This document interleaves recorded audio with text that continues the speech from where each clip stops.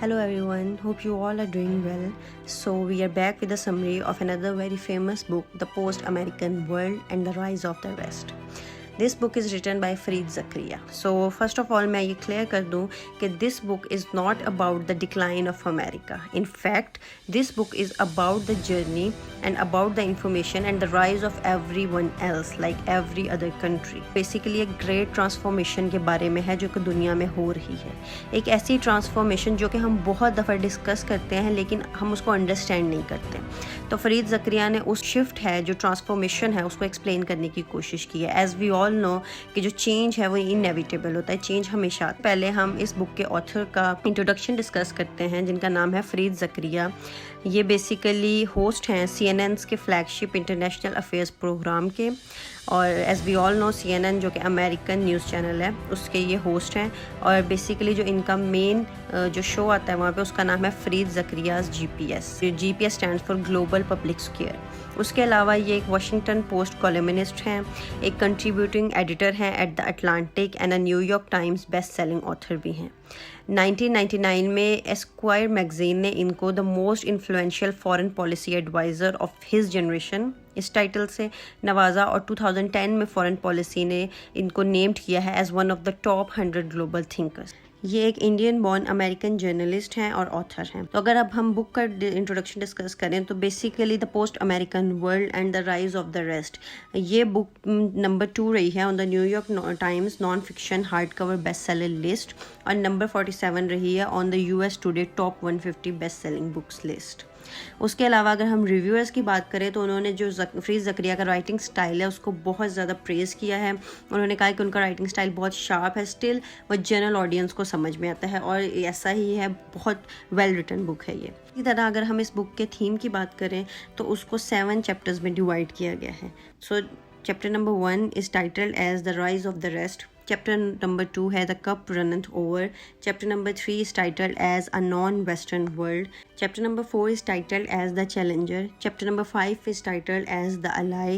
Chapter number 6 is titled as The American Power. And chapter number 7 is American Pub. So सबसे पहले हम discuss करेंगे chapter number 1 which is The Rise of the Rest. इस chapter को फरीद ज़करिया ने ऐसे start किया है. उन्होंने कहा है कि दुनिया में 3 बड़े टेक्टोनिक शिफ्ट आए हैं 5 सालों के अंदर. बेसिकली जैसे टेक्टोनिक प्लेट्स है ना, जो कहा जाता है कि अगर आप टेक्टोनिक प्लेट्स के बारे में सर्च करें तो आपको पता चलेगा कि साइंटिस्ट कहते हैं कि जो हमारे कॉन्टिनेंट्स हैं वो टेक्टोनिक शिफ्ट की वजह से बने हैं, जो कि बहुत ग्रेजुअली आहिस्ता आहिस्ता से आता है. तो इसी तरह उन्होंने इसी चीज़ से एक रिजेम्बलेंस दी है टेक्टोनिक पावर शिफ्ट से, और उन्होंने कहा है कि जो पिछले 500 साल हैं उसमें दुनिया में 3 बड़े टेक्टोनिक शिफ्ट्स आए हैं जिसकी वजह से दुनिया में बहुत ज़्यादा चेंज आया है. जो पावर है वो डिफरेंट नेशंस से डिफरेंट जगह पे मूव की है. तो उन्होंने कहा है कि जो पिछले अगर हम 500 सालों को देखें तो हम ये देखेंगे कि जो 3 तरह से डिवाइड करेंगे हम उन शिफ्ट्स को. उन्होंने कहा जो पहला शिफ्ट है वो basically rise of the western world है. ये एक ऐसा टाइम था कि जब 15th सेंचुरी से ये स्टार्ट हुआ और उसके बाद लेट 18th सेंचुरी तक ये चलता रहा. आपको पता है कि लेट 18th सेंचुरी में इंडस्ट्रियल रेवोल्यूशन आई. तो उन्होंने कहा कि जो फर्स्ट टेक्टोनिक शिफ्ट है वो ये था. इस टेक्टोनिक शिफ्ट के नतीजे में क्या हुआ कि दुनिया में मॉडर्निटी आई, science, technology, commerce, capitalism, agriculture, industrial revolution, इन सब जो एरियाज़ हैं इनमें बहुत ज़्यादा काम होना शुरू हो गया. उसके बाद क्या हुआ कि इसी की वजह से एक प्रोलॉन्ग्ड, एक बहुत ज़्यादा पॉलिटिकल डोमिनेंस भी रही वेस्ट की, स्पेशली इंग्लैंड की. इसी तरह उन्होंने कहा जो सेकंड शिफ्ट है वो 19th सेंचुरी के एंड में आया, और वो क्या था, वो था rise of the United states after the second world war. जैसे ही यूनाइटेड स्टेट्स इंडस्ट्रियलाइज्ड हुआ तो वो इतना पावरफुल नेशन बन गया कि फरीद ज़करिया कहते हैं कि इतना पावरफुल नेशन कि अगर उससे पहले हम हिस्ट्री में देखें तो कोई भी नेशन इतना पावरफुल नहीं था एक्सेप्ट द इम्पीरियल रोम. और आप सबको पता है कि रोमन एम्पायर को कितना स्ट्रॉन्ग एक एम्पायर समझा जाता है अगर आज भी हम हिस्ट्री पढ़ें. तो उन फरीद ज़करिया ने कहा है कि यूनाइटेड स्टेट इतना पावरफुल नेशन बन गया कि इम्पीरियल रोम के बाद वही एक सबसे ज़्यादा पावरफुल मुल्क आया. उसके बाद वो कहते हैं कि कोई भी ऐसा नेशन नहीं था जो यूनाइटेड स्टेट्स के सामने खड़ा हो सके. फिर वो कहते हैं for most of the last century, पिछले 100 साल से यूनाइटेड स्टेट्स है उसने डोमिनेट किया है हमारी ग्लोबल इकोनॉमिक्स को, हमारी पॉलिटिक्स को, हमारे साइंस को, हमारे कल्चर को, हर चीज़ पे यूनाइटेड स्टेट्स ने बहुत डोमिनेट किया है. तो बेसिकली वो कहते हैं कि फॉर द लास्ट 20 ईयर्स, तो ये बुक ओरिजिनली 2008 में पब्लिश हुई थी.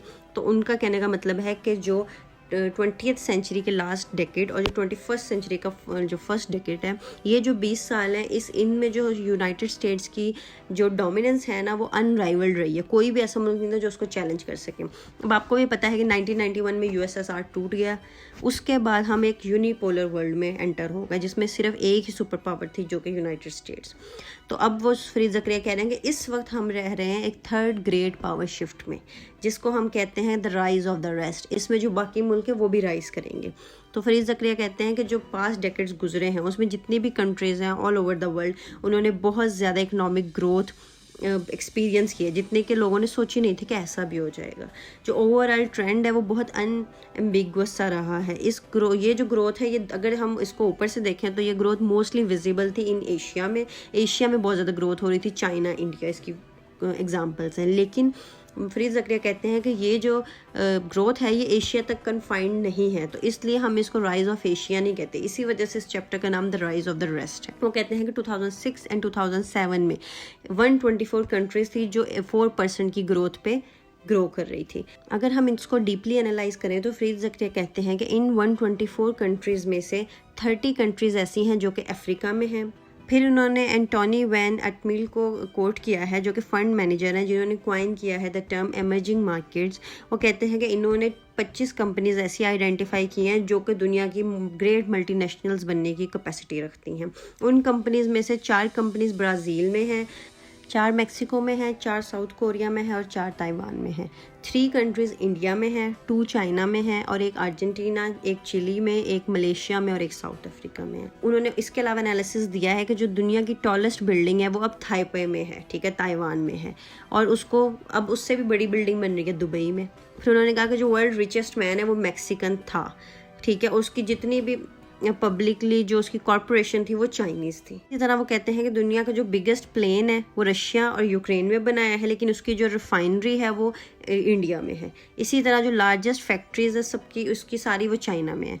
इसी तरह वो कहते हैं कि जो लंदन है वो हमारा लीडिंग फाइनेंशियल सेंटर रहा है, लेकिन जो यूनाइटेड अरब एमिरेट्स जो यूएई है वहाँ पे अब दुनिया की सबसे ज़्यादा इन्वेस्टमेंट आ रही है। इसी तरह वो कह रहे हैं कि जो दुनिया का लार्जेस्ट फेरिस व्हील था वो सिंगापुर में है, और लेकिन उसका जो नंबर 1 कैसीनो है वो अब लास वेगस में नहीं है बल्कि मकाऊ में है। इसी तरह वो कहते हैं कि जो दुनिया की सबसे बड़ी मूवी इंडस्ट्री जो कि हॉलीवुड होती थी, उसको भी बॉलीवुड ने अब ओवरकम कर लिया है। फिर अगर कहते हैं हम शॉपिंग पे आएँ तो अमेरिका का जो सबसे बड़ी जो ग्रेटेस्ट स्पोर्टिंग एक्टिविटी है वो अब ग्लोबल हो गई है। दुनिया के टॉप अगर हम 10 मॉल्स को देखें तो सिर्फ एक यूनाइटेड स्टेट्स में है, ठीक है, और जो दुनिया का सबसे बड़ा शॉपिंग मॉल है वो अब बीजिंग में है। इसी तरह अगर हम लिस्ट हैं बहुत सारी, जिससे ये पता चलता है कि जो वर्ल्ड है वो ट्रांसफॉर्म कर रहा है।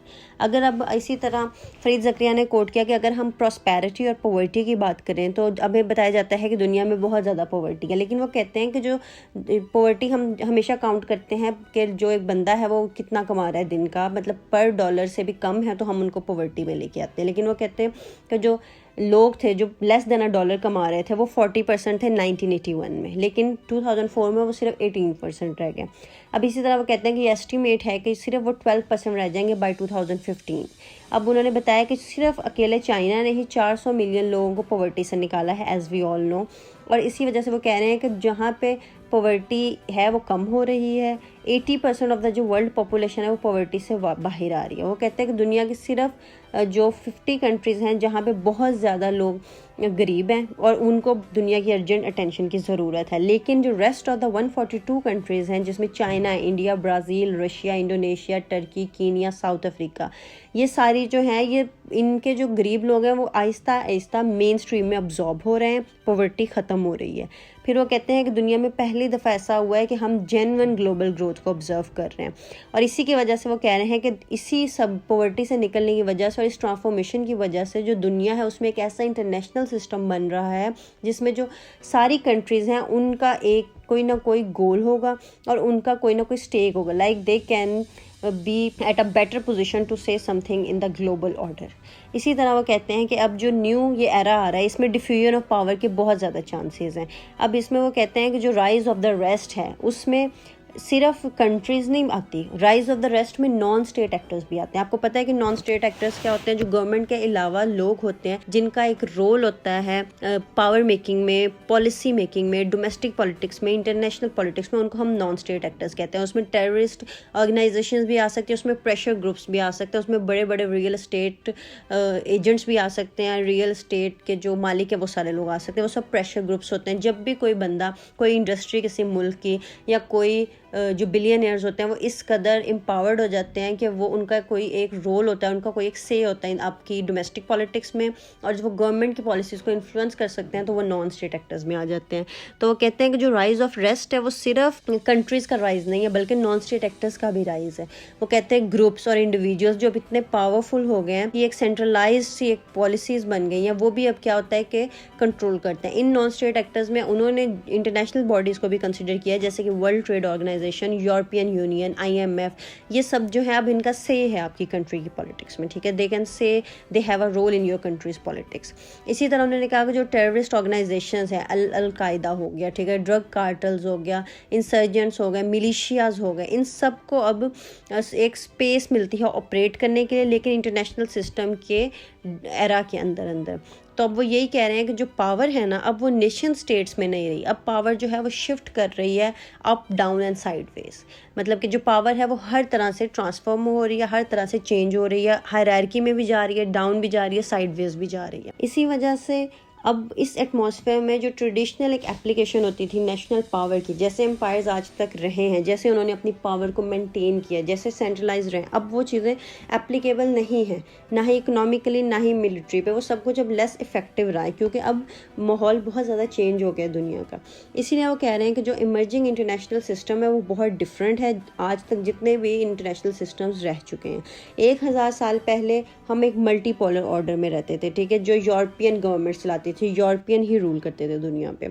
लेकिन उसके बाद क्या हुआ? शिफ्ट हो गया, हम एक बायोपोलर वर्ल्ड में आ गए जो कि USSR और USA के दरमियान था, ठीक है। कोल्ड वॉर चली, बहुत कुछ हुआ, लेकिन 1991 के बाद अब हम एक अमेरिकन यूनिपोलर वर्ल्ड में आ गए जहाँ पे ओपन ग्लोबल इकोनॉमी थी, कैपिटलिज्म था, एक ट्रेड कर सकते थे लोग, इंटरनेशनल ऑर्डर को इससे बहुत फ़ायदा हुआ। और इसका रिजल्ट क्या हुआ कि अब यूनिपोलैरिटी भी ख़त्म हो गई, अब एक हम फिर से एक मल्टीपोलर वर्ल्ड में आ गए, but it is different from the multipolar world of European government. फिर वो कहते हैं कि अगर हम पॉलिटिको मिलिट्री लेवल पे देखें तो हम सिंगल सुपर पावर वर्ल्ड में रहे, ठीक है, इंडस्ट्रियली, फाइनेंशियली, एजुकेशनली हमें US ने डोमिनेट किया, ठीक है, लेकिन अब वो US का जो डोमिनेंस है वो ख़त्म हो रहा है। लेकिन इसका मतलब ये नहीं है कि हम एक एंटी अमेरिकन वर्ल्ड में जा रहे हैं। America is here to rule for more centuries, like many more to come, but we are moving into a post American world जो कि बहुत ज़्यादा स्टेट एक्टर्स, बहुत ज़्यादा कंट्रीज़ उसको रूल करेंगी। तो बेसिकली ये चैप्टर था the rise of the rest. अब हम मूव करेंगे सेकंड चैप्टर की तरफ, द कप रनथ ओवर। इस चैप्टर को बेसिकली इसमें डिस्कस किया गया है वो वेरियस फोर्सेस जो आज की वर्ल्ड को शेप कर रही है, ठीक है। इस चैप्टर में बेसिकली यूनाइटेड स्टेट्स के रोल को भी एम्फसाइज किया गया है एज द डोमिनेंट प्लेयर, और इसके अलावा जो राइज ऑफ द रेस्ट और क्या क्या नॉन स्टेट एक्टर्स और किस को क्या क्या चीज़ें हैं जो इंटरनेशनल ऑर्डर को इन्फ्लुएंस कर रही हैं। इस चैप्टर को बेसिकली चैप्टर नंबर 2 से आगे जो चैप्टर नंबर 7 तक हम जब डिस्कस करेंगे तो हर चैप्टर को सेक्शंस में डिस्कस किया गया है। तो मैंने कोशिश की कि आपको एक बुक का बहुत अच्छा एक बर्ड आई व्यू देने के लिए मैंने भी जो चैप्टर्स हैं उनके फर्स्ट स्लाइड में आपको उसके सेक्शंस नज़र आएंगे, हम सारे सेक्शंस को डिस्कस करेंगे और एंड पे हम चैप्टर को समराइज़ कर लेंगे। तो जो चैप्टर नंबर 2 है उसके अगर सेक्शंस की हम बात करें तो उसमें the Islamic threat, the great expansion, the 3 forces, political, economic and technological, the problems of plenty और the rise of nationalism, the last super power वगैरह है। So let's move on to our section number 1 which is the Islamic threat.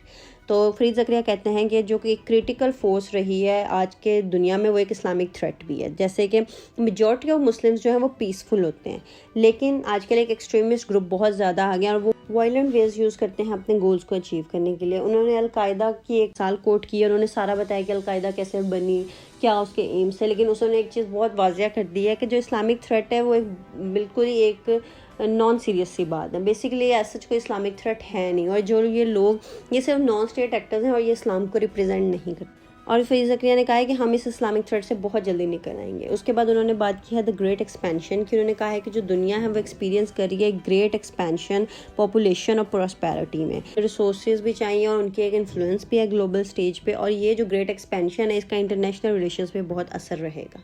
जो third section है the three forces political, economics and technological, उसमें उन्होंने कहा है कि जो पॉलिटिकल, इकोनॉमिक और टेक्नोलॉजिकल फोर्सेस होती हैं वो आज की दुनिया को शेप कर रही हैं। पॉलिटिकली जो राइज ऑफ नेशनलिज्म है, हर मुल्क में एक नेशनलिज्म की एक फीलिंग्स आ रही हैं, ठीक है। नेशनलिज्म क्या होता है कि आपकी पूरी डेडिकेशन अपनी नेशन की तरफ हो। आप जैसे कोविड में हमने एक राइज ऑफ नेशनलिज्म देखा, उसी तरह वो फरीद ज़करिया ने भी यही कहा है कि जब राइज ऑफ नेशनलिज्म होगा तो सोसाइटी में डिवीजन आएंगे, टेंशन आएंगे बिटवीन कंट्रीज़।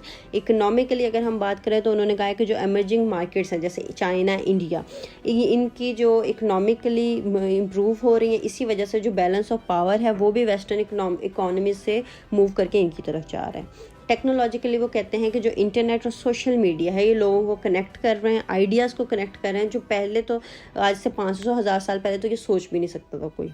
इसी तरह जो थर्ड सेक्शन है द प्रॉब्लम्स ऑफ प्लेंटी, इसमें इन्होंने कहा कि एक चैलेंज जो दुनिया आज फेस कर रही है वो है प्रॉब्लम्स ऑफ प्लेंटी।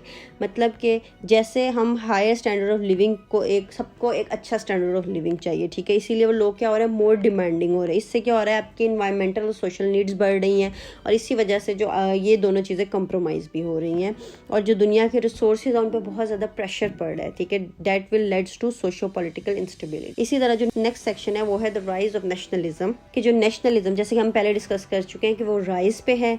लोग बहुत ज़्यादा कंसर्न्ड है अपनी नेशनल आइडेंटिटीज़ और कल्चर्स के बारे में। अमेरिकन नहीं चाहते कि अब यहाँ पे आकर लोग बाहर से कोई भी आए और उसको अमेरिकन आइडेंटिटी मिले। कैनेडियंस नहीं चाहते कि हर किसी को कैनेडियन आइडेंटिटी मिले। Same goes for all the prosperous nation, Europe etcetera. तो लोग अब अपनी कल्चर, अपनी आइडेंटिटी को लेके बहुत अच्छे हैं। कुछ को लगता है कि हम सुपीरियर हैं, कुछ वहाँ जाना चाहते हैं तो उनके लिए बैरियर्स हैं। तो ये जो ट्रेंड है ये डिवीजन क्रिएट कर रहा है और टेंशन क्रिएट कर रहा है। इसी तरह अगर हम लास्ट सुपर पावर इस सेक्शन को डिस्कस करें तो इस सेक्शन में डिस्कस किया गया है कि जो यूनाइटेड स्टेट्स है वो आज भी पावरफुल है, लेकिन अब वो सिर्फ ओनली सुपर पावर नहीं है दुनिया की। एमर्जिंग मार्केट्स चाइना, इंडिया, वो भी बहुत ज़्यादा रैपिडली ग्रो कर रहे हैं और उनके अंदर पोटेंशियल भी है यूनाइटेड स्टेट्स की ग्लोबल इन्फ्लुएंस को चैलेंज करने की, as we have seen in the case of China. तो बेसिकली ये चैप्टर कंक्लूड किया गया है बाय सेइंग कि हमें कोऑपरेशन और कोलैबोरेशन की बहुत ज़्यादा ज़रूरत है। सो हम कह सकते हैं कि जो राइज ऑफ द वेस्ट जो इस बुक का मेन थीम है, अगर हमें उसे अंडरस्टैंड करना है तो हमें सबसे पहले ये अंडरस्टैंड करने की ज़रूरत है कि ये जो रेस्ट है ये कितने अरसे तक डोरमेंट रहा है, मतलब कि इनका कोई भी से नहीं रहा, कोई भी स्टेक नहीं रहा इंटरनेशनल अफेयर्स में। तो जो वेस्टर्न इंटेलेक्चुअल्स हैं और जो मटेरियल डोमिनेंस है वो बहुत अरसे से दुनिया को डोमिनेट कर रही है। और एक क्वेश्चन आ गया था कि जो मॉडर्निटी है वो वेस्टर्न होने में ही है। तो अब हमें ये जानना है कि मॉडर्न होना और वेस्टर्न होना दीज द सेम थिंग्स या ये दोनों डिफरेंट है। फरीद ज़करिया कहते हैं कि फ्यू डेकेड्स में कि 3 of the world's 4 biggest economies हैं वो चाइना, जापान और इंडिया होगा। इसी तरह जो सैमुअल हंटिंगटन है, एक फिलोसफर है, उन्होंने कहा है कि जो मॉडर्नाइजेशन और वेस्टर्नाइजेशन है ये डिफरेंट चीज़ें हैं, लेकिन वेस्टर्न रूल के अंदर रहते रहते वेस्टर्न इन्फ्लुएंस की वजह से हमें इनमें जो डिफरेंस है वो ख़त्म हो गया था। अगर हम मॉडर्नाइजेशन की बात करें तो फरीद ज़करिया कहते हैं कि जो मॉडर्नाइजेशन है वो ओवरटर्न करती है hierarchy of age, religion, tradition and feudal order. इसका मतलब ये है कि जब सोसाइटीज़ यूरोप को देखती हैं तो उनका, या नॉर्थ अमेरिका को देखती हैं तो उनका दिल करता है कि वो ज़्यादा से ज़्यादा उसी तरह की लगे। तो इसी को हम मॉडर्नाइजेशन और वेस्टर्न होना कह देते हैं। लेकिन जो लोकल और मॉडर्नाइजेशन है वो side by side he grow करती हैं। जितने भी लोग हैं अब हमेशा उन्हें लगता था कि जो भी अमेरिकन चीज़ है उसको बहुत ज़्यादा प्रेज करते थे, उसको एडमायर करते थे। जैसे कि एक CNN जिसके जो फरीद ज़करिया होस्ट हैं तो उन्होंने इसी की एक एग्जांपल कोट की है कि एक वक्त था जब CNN को एक टॉक शो को या CNN एक न्यूज़ चैनल मतलब वन ऑफ इट्स टाइप होता था, लेकिन अब हर कंट्री का एक अपना वर्जन है CNN का। अगर हम CNN की बात करें तो हमें पता है कि BBC भी है, हमें पता है CGTN भी है, हमें पता है कि DW भी है। तो जर्मनी, चाइना, यूरोप और इसी तरह अमेरिका, अब हर कंट्री का एक अपना वर्जन है CNN का, एक ऐसा ऑथेंटिक चैनल जो कि लोग फॉलो करते हैं। तो सेम इज़ द केस कि जो ग्रेट शिफ्ट है वो आ रहा है दुनिया में। So now let's move on to our chapter number 3, a non western world. इस चैप्टर में बेसिकली फरीद ज़करिया ने डिस्कस किया है कि कैसे नॉन वेस्टर्न कंट्रीज़ राइज हो रही हैं, उनकी पावर इंक्रीज़ हो रही है और उनकी जो इन्फ्लुएंस है वो भी इंक्रीज़ हो रही है। तो बेसिकली इस चैप्टर के जो सेक्शंस हैं वो हैं strength is weakness, is culture destiny, The spoils of victory, westernization and modernization, the death of the old order, the mixed up future. So let's move on to our section number 1, which is strength is weakness. इस section में फरीद ज़करिया ने कहा है कि जो strength है, जो वही स्ट्रेंथ जिसने वेस्टर्न कंट्रीज को डोमिनेट बनाया था, वो स्ट्रेंथ क्या थी? वो स्ट्रेंथ बेसिकली इकोनॉमिक थी, स्ट्रॉन्ग इकोनॉमी थी उनकी, military power, strong military power थी। लेकिन अब वही जो स्ट्रेंथ है, एक इकोनॉमी और एक मिलिट्री पावर, वही अब वीकनेस बन रही है वेस्टर्न कंट्रीज़ की। कैसे बन रही है? वो कह रहे हैं कि जो स्ट्रेंथ है उसने एक कल्चर ऑफ कॉम्प्लेंसी और ओवर कॉन्फिडेंस दिया। मतलब वेस्ट को लगता था कि जो मिलिट्री पावर मेरे पास है, जो इकोनॉमी मेरे पास है, वो किसी के पास नहीं है। तो इसी वजह से वेस्ट ने, यूरोप ने या अमेरिका ने दुनिया को रूल किया। लेकिन अब क्या हो गया? इसी ओवर कॉन्फिडेंस की वजह से अब वो एक डिसएडवांटेज की तरफ आ गए। क्योंकि अगर हम अब इकोनॉमी की बात करें तो इंडिया और चाइना, ब्राज़ील, मैक्सिको हमारे सामने है। और अगर हम मिलिट्री पावर की बात करें तो ना अब 8 न्यूक्लियर पावर्स हैं दुनिया में। सो अब उनकी स्ट्रेंथ उनकी वीकनेस बन चुकी है। क्योंकि स्ट्रेंथ कोई चीज़ तब तक ही रहती है जब वो वन ऑफ इट्स काइंड हो, या वो यूनिक हो, या किसी के पास हो। जब सबके पास न्यूक्लियर पावर है तो it doesn't make any difference. इसी तरह जो नेक्स्ट सेक्शन है, इस कल्चर डेस्टिनी, इसमें फरीद ज़करिया ने कहा है कि जो कल्चर है उसको उन्होंने रोल ऑफ कल्चर को थोड़ा सा एनालाइज किया है कि कैसे एक रोल ऑफ कल्चर एक कंट्री की सक्सेस या फेलियर की वजह बनता है। अभी यही कहते हैं कि कल्चर का एक सिग्निफिकेंट रोल होता है किसी भी सोसाइटी में, लेकिन ये कोई डिटरमाइनिंग फैक्टर नहीं है कि अब अगर वेस्टर्न कल्चर है तो ही वो कंट्री बहुत ज़्यादा प्रॉस्पेरस होगी, बहुत ज़्यादा सक्सेसफुल होगी। अब आपके सामने 2 कल्चर हैं, एक अमेरिकन कल्चर और एक चाइनीज़ कल्चर है, जो कि बिल्कुल अपोजिट है, लेकिन still they have very good economy. इसी तरह अगर हम स्पॉइल्स ऑफ विक्ट्री की बात करें तो फरीद ज़करिया कहते हैं कि जो यूनाइटेड स्टेट्स है, ठीक है, उसकी जो विक्ट्री कहाँ से आई? कोल्ड वॉर से आई। कोल्ड वॉर से पहले 1991 से पहले तक हम एक बाइपोलर वर्ल्ड में रह रहे थे जिसमें यूएसएसआर और यूएस 2 सुपर पावर्स थी।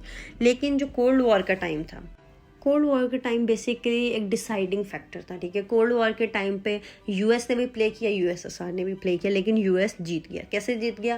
पहली उसकी विक्ट्री थी जो उसने अफ़गानिस्तान में यूएसएसआर को हरा दिया, ठीक है। सेकंड उसकी विक्ट्री थी जो कि जर्मन वॉर थी, उसका जो वर्ल्ड वॉर 2 से थी, उसको उन्होंने ख़त्म कर दिया। तो बेसिकली कम्युनिज्म हार गया और कैपिटलिज्म जीत गया, यही हमें बताया गया। तो 1991 से पहले तक जो कोल्ड वॉर कह रहा था उसमें यूएस ने अच्छा प्ले किया और वो जीत गया, तो ये उसकी विक्ट्री थी। लेकिन अगर हम स्पॉइल्स ऑफ विक्ट्री जो कि एक सेक्शन है उसको डिस्कस करें तो इसमें फरीद ज़करिया ने कहा है कि जब यूएस जीत गया तो उसको एक लगा कि अब वो एक सोल सुपर पावर है, उससे बहुत ज़्यादा कॉन्फिडेंस मिला, उसे लगा कि वेस्टर्न वे ऑफ लाइफ जो है वो सुपीरियर है, कैपिटलिज्म सुपीरियर है, कम्युनिज्म नीचे है, और जो फॉरेन स्टाइल है, जो वेस्टर्न स्टाइल है, वही होना चाहिए। लेकिन इस जो विक्ट्री है इसकी वजह से पूरे वेस्ट में एक लैक ऑफ इनोवेशन आ गया, ठीक है। और लेकिन जो दूसरी कंट्रीज़ थी उन्होंने इस गैप का बहुत फ़ायदा उठाया और उन्होंने कैचअप कर लिया। और इस गैप को, इस चीज़ को बहुत कोट किया जाता है इंटरनेशनल रिलेशंस में भी, पॉलिटिकल साइंस में भी, करंट अफेयर्स में भी,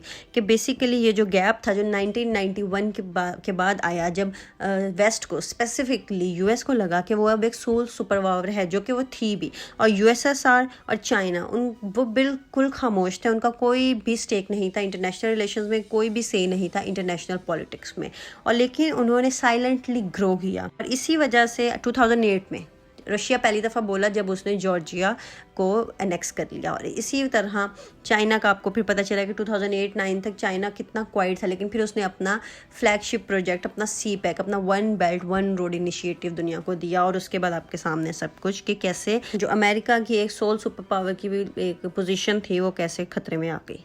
तो इसी तरह जो नेक्स्ट सेक्शन है वेस्टर्नाइजेशन एंड मॉडर्नाइजेशन, इसमें फरीद ज़करिया कहते हैं कि जो वेस्टर्नाइजेशन और मॉडर्नाइजेशन है ये सिर्फ वेस्ट से बिलोंग नहीं करती, बल्कि ये एक ग्लोबल फिनोमेना है। वो कहते हैं कि जो जापान, चाइना और इंडिया, उन्होंने भी अपने आप को सक्सेसफुली मॉडर्नाइज कर दिया, लेकिन उन्होंने अपनी कल्चरल आइडेंटिटीज़ भी मेंटेन रखी हैं। So this is the thing कि वेस्टर्नाइजेशन और मॉडर्नाइजेशन 2 डिफरेंट थिंग्स। इसी तरह अगर हम death of the old order की बात करें तो फरीद ज़करिया ने कहा है कि एक शिफ्ट आया है ग्लोबल पावर में, अब हम वेस्ट से नॉन वेस्टर्न कंट्रीज़ की तरफ मूव कर गए हैं। अब जो ओल्ड ऑर्डर था वो ख़त्म हो चुका है और अब एक न्यू मल्टीपोलर वर्ल्ड है जो एमर्ज कर रहा है। इसी तरह अगर हम मिक्स्ड ऑफ फ्यूचर की बात करें तो इसमें ज़करिया ने कहा है कि एक अनसर्टेनिटी है फ्यूचर की, ठीक है, हमें यही नहीं पता कि वेस्टर्न और नॉन वेस्टर्न कंट्रीज़ इनके लिए आगे क्या चैलेंजेस हैं।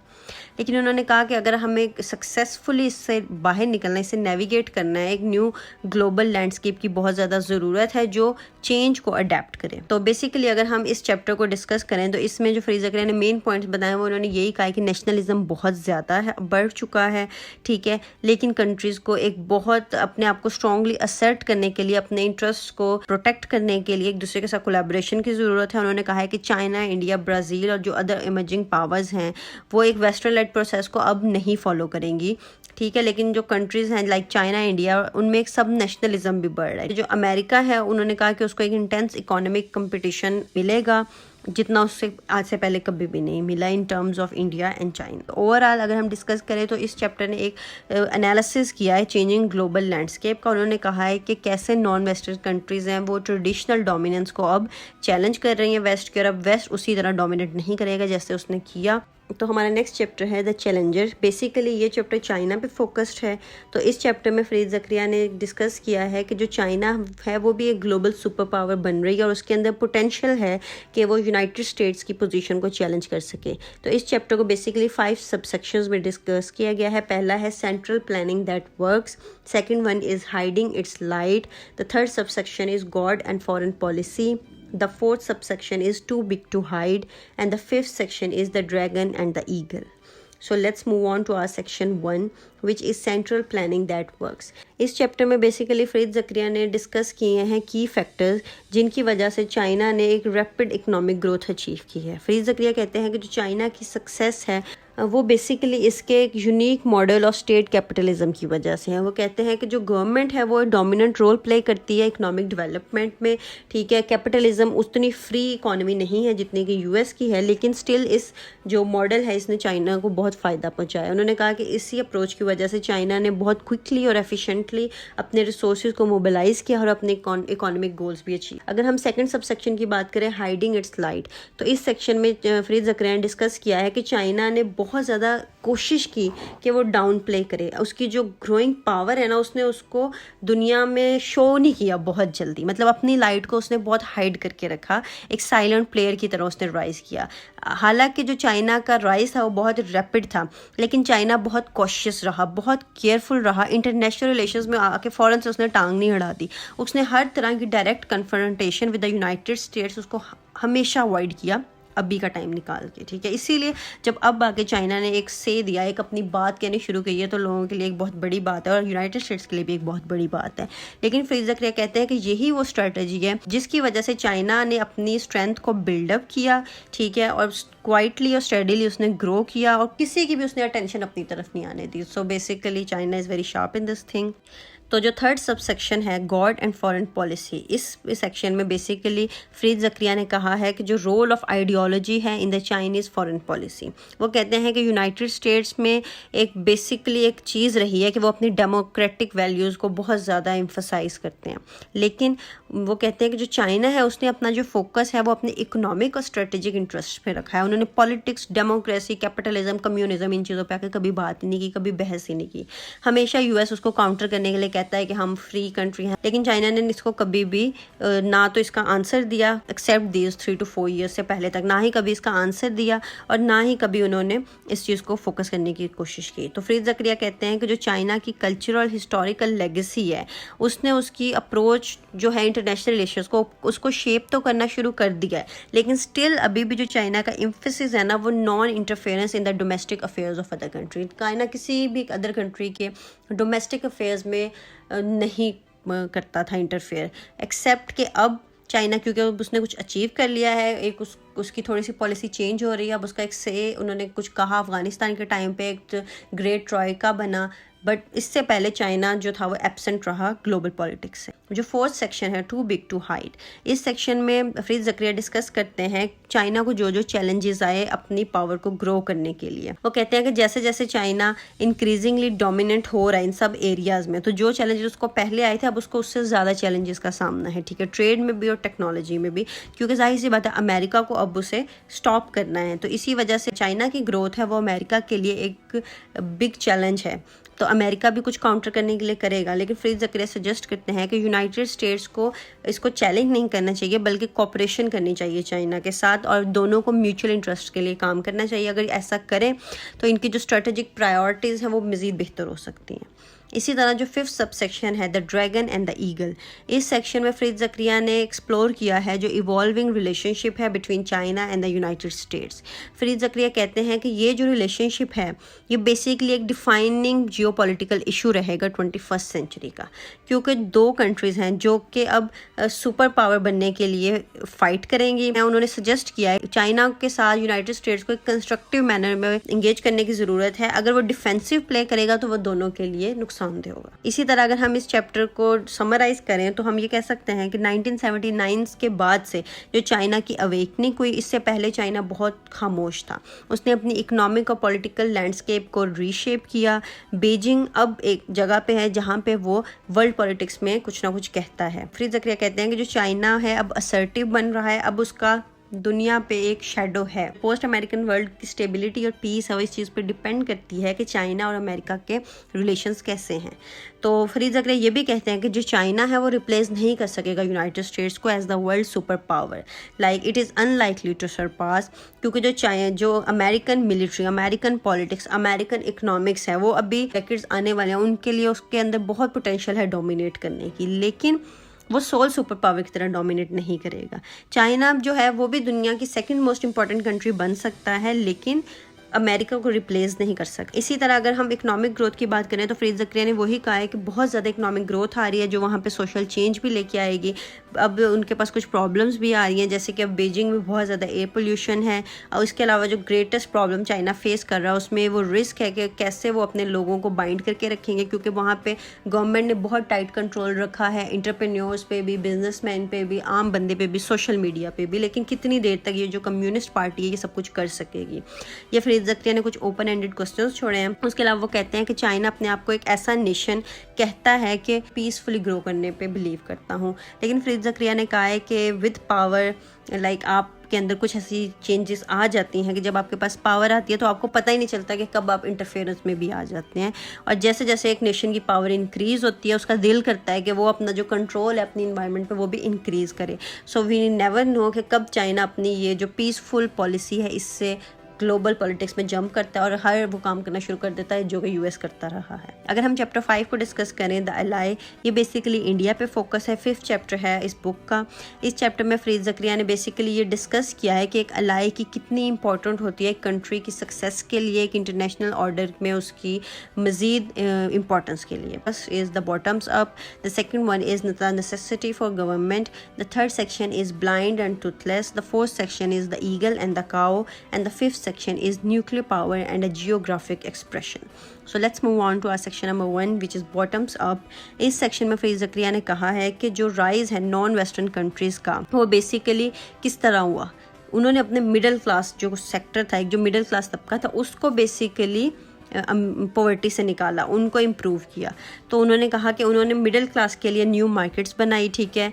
इसी तरह क्या हुआ कि जो कंट्रीज़ हैं ब्राज़ील, इंडिया एंड इंडोनेशिया वो इंपॉर्टेंट प्लेयर्स बन गए ग्लोबल अफेयर्स में, अपनी गवर्नमेंट की वजह से नहीं बल्कि अपने मिडिल क्लास लोगों की वजह से और अपनी इकोनॉमिक पॉलिसीज़ की वजह। सेकेंड सेक्शन है द नेसेसिटी फॉर गवर्नमेंट। इस सेक्शन में फरीद ज़करिया ने कहा है कि हाँ मिडिल क्लास की ग्रोथ बहुत इंपॉर्टेंट है, लेकिन इसके साथ साथ वो ये भी कहते हैं कि ये सस्टेन नहीं हो सकती without the support of strong and capable government. पहले सेक्शन में उन्होंने ये कहा है कि जो ये कंट्रीज आई इन्होंने इस वजह से ग्रो नहीं किया क्योंकि इनकी गवर्नमेंट ने रिमार्केबल काम किया, बल्कि उन्होंने कहा कि उन्होंने इस वजह से किया क्योंकि इनके मिडिल क्लास में जो लोग थे उन्होंने बहुत ज़्यादा काम किया। तो इतने ज़्यादा मिडिल क्लास का जो वे ऑफ लिविंग और उनका जो अर्निंग थी वो इम्प्रूव हुई, तो as a whole country improve हुई।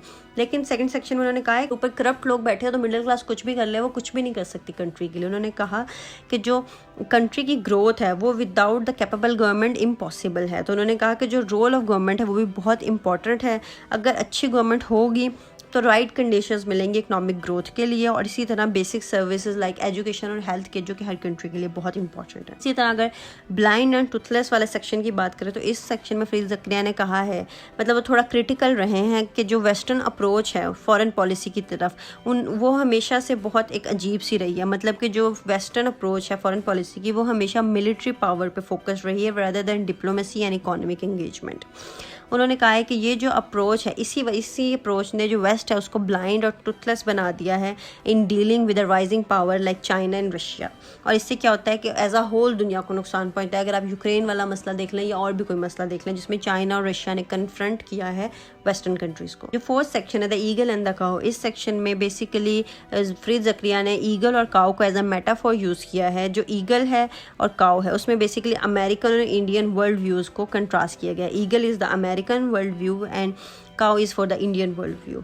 तो वह कहते हैं कि जो ईगल जो अमेरिका है, ठीक है, वो सिंबल है अमेरिकन पावर का, जो कि हमेशा डोमिनेट करना चाहता है दुनिया को थ्रू इट्स मिलिट्री माइट। इसी तरह जो काउ है ऑन द अदर हैंड, जिसको हिंदू कल्चर में एक symbol of nurturing and sustenance माना जाता है, वो उन्होंने कहा है कि ये जो है इनका जो वर्ल्ड व्यू है वो कंड्यूसिव है, सॉफ्ट पावर है, ठीक है, और ये हमेशा फ्रेंड्स और इन्फ्लुएंस चाहते हैं आज की दुनिया में, और अमेरिका के बहुत अच्छे फ्रेंड्स हैं इंडियंस। इसी तरह जो फिफ्थ सेक्शन है nuclear power and geographic expression, इस सेक्शन में फरीद ज़करिया ने कहा है कि जो न्यूक्लियर वेपन्स का स्प्रेड है वो ग्लोबल स्टेबिलिटी के लिए एक बहुत डेंजर है। उन्होंने कहा कि जो इंटरनेशनल सिस्टम है वो बेस करते हैं बैलेंस ऑफ पावर पे, ठीक है, लेकिन ये जो बैलेंस है ये थ्रेटन्ड है बाय द न्यूक्लियर वेपन्स।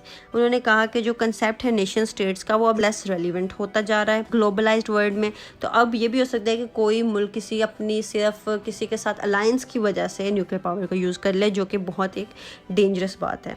इसी तरह अगर हम इस चैप्टर को पूरा डिस्कस करें तो इसमें बेसिकली फरीद ज़करिया ने कहा है कि जो चाइना का राइज़ है वो तो हो चुका है, लेकिन जो इंडिया का राइज़ है वो भी एक टेल ऑफ फ्यूचर है, ठीक है, इंडिया इज़ ऑल्सो ग्रोइंग।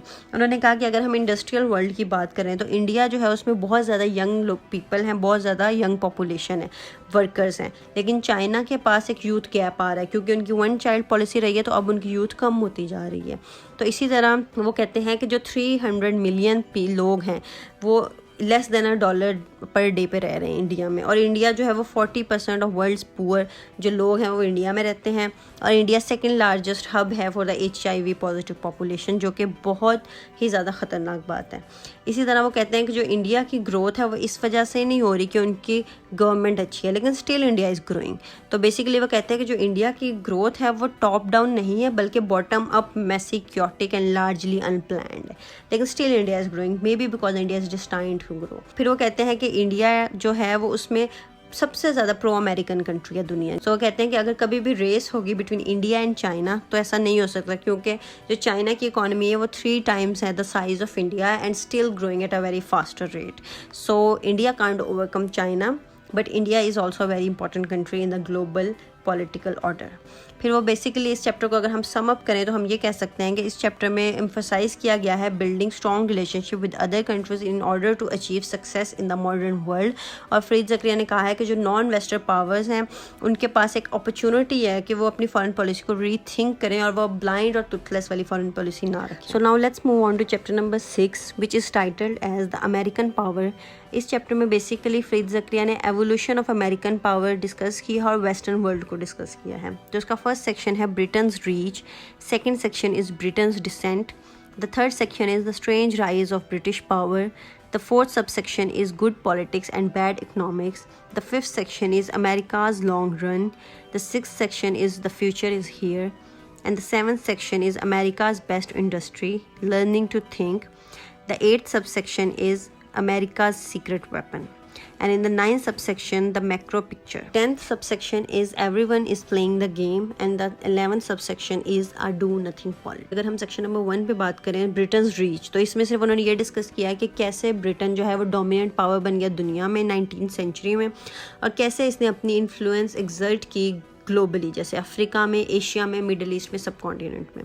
जो सेकंड सबसेक्शन है ब्रिटेन्स डिसेंट, वो यही चीज़ है कि जैसे ब्रिटेन की जो रीच हुई इसी तरह डिक्लाइन ऑफ ब्रिटिश पावर भी आया 20th सेंचुरी में। इसने अपनी सारी कॉलोनीज लॉस्ट कर दी, इंडिया पाकिस्तान आपके सामने, अफ्रीकन कॉलोनीज। इसी तरह जो राइज ऑफ अदर पावर्स हुआ जैसे Germany, Japan and the United states. Third subsection में फरीद ज़करिया ने डिस्कस किया है the strange rise of British power, जिसमें वो डिस्कस करते हैं कि वो फैक्टर्स जिन्होंने कंट्रीब्यूट किया कि कैसे दोबारा ब्रिटिश पावर का राइज हो। इसमें उसकी नेवी, इकोनॉमी और पॉलिटिकल इंस्टीट्यूशंस आते हैं।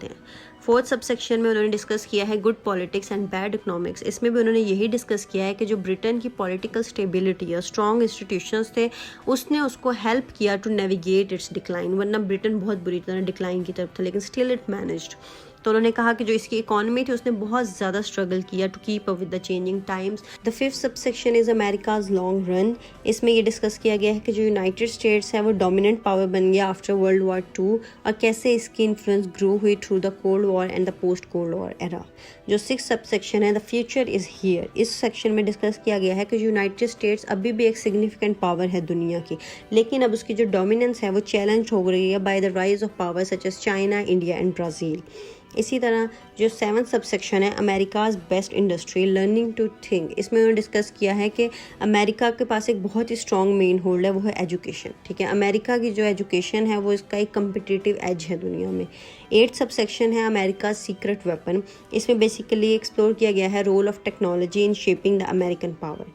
जो नाइन्थ सबसेक्शन है द मैक्रो पिक्चर, इसमें डिस्कस किया गया है एक big picture of the American power और कैसे कैसे इसका डिक्लाइन आया और इसको कैसे कंपेयर किया जा सकता है दुनिया की अदर पावर्स। जो टेंथ सबसेक्शन है everyone is playing the game, इसमें basically rise of non state actors को डिस्कस किया गया है, जैसे कि कॉरपोरेशंस, एनजीओज, टेररिस्ट ग्रुप्स, और कैसे वो जो हैं शेप कर रहे हैं ग्लोबल लैंडस्केप को।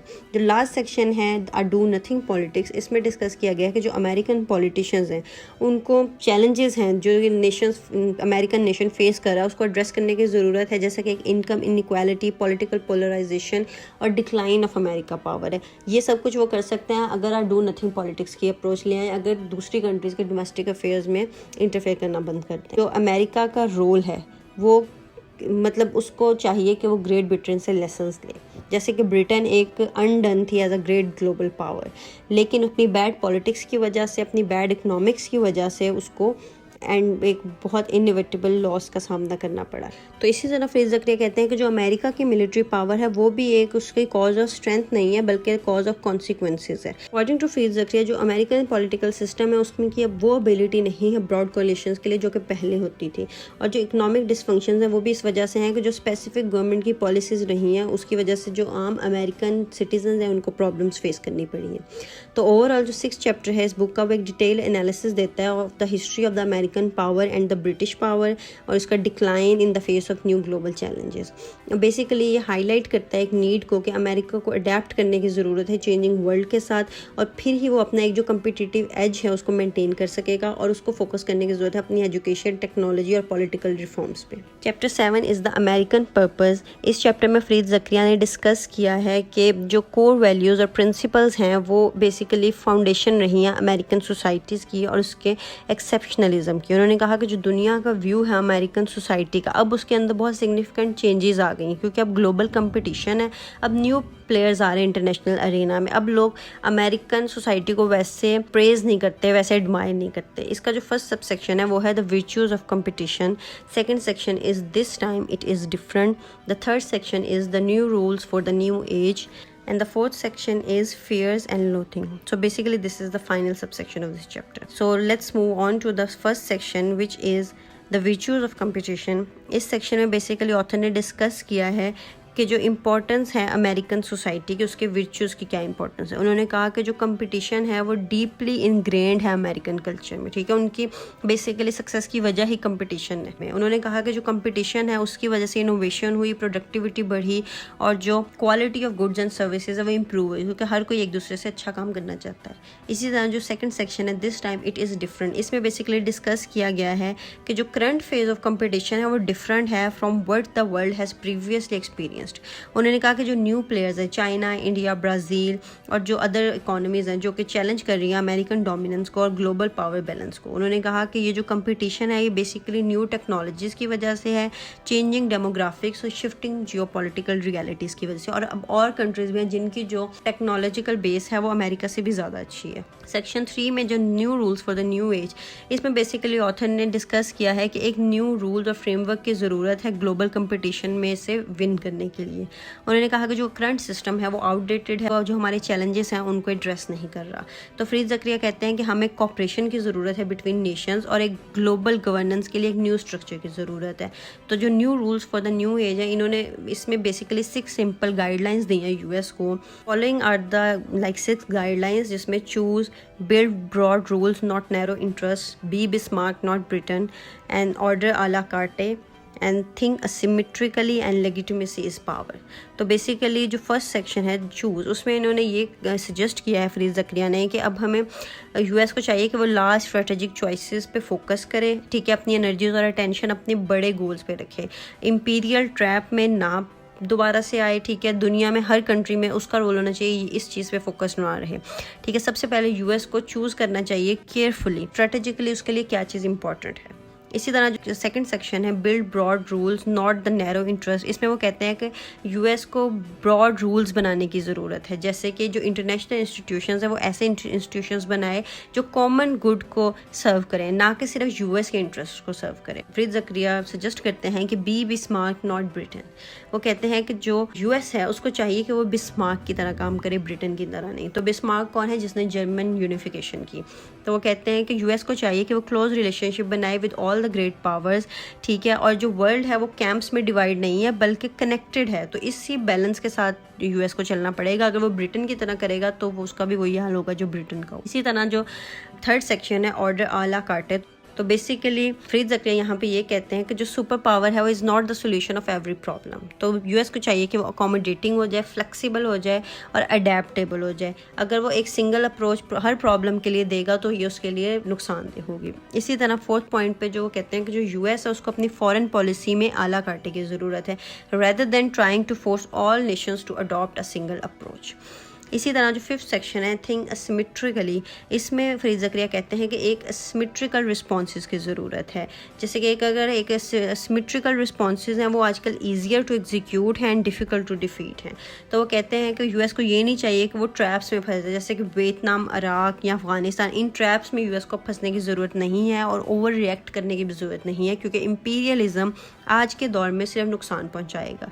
तो यूएस को असिमेट्रिकली सोचने की ज़रूरत है, फ्लेक्सिबल और अडेप्टेबल होने की ज़रूरत है। 6 पॉइंट पे वो कहते हैं कि legitimacy is power. The United states has every kind of power in ample supply these days except one which is legitimacy. Farid Zakaria को लगता है कि यूएस में लेजिटिमेसी नहीं है और लेजिटिमेसी ही पावर है, ठीक है। लेजिटिमेसी क्या होती है? Rule of law.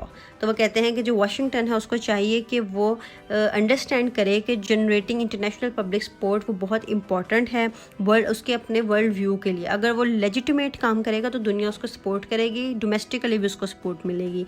तो वो कहते हैं कि जो नेशनलिज्म है वो यूनिपोलर वर्ल्ड में एंटी अमेरिकन बन सकता है। आपने देखा होगा कि कोविड के टाइम पे कि ट्रंप के टाइम में जो अमेरिका है उसमें नेशनलिज्म बहुत ज़्यादा आ गया, लेकिन फरीद ज़करिया कहते हैं कि ये जो नेशनलिज्म है ये एंटी अमेरिकन सेंटीमेंट भी दे सकता है दुनिया को।